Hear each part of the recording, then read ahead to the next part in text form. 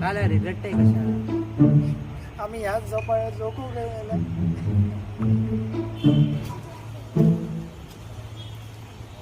नंदू काल आता किती रडत पैसा मला वेगळं पहिलं प्रपोज केलं. काय केलं जीवा गिट्टा म्हणलो शी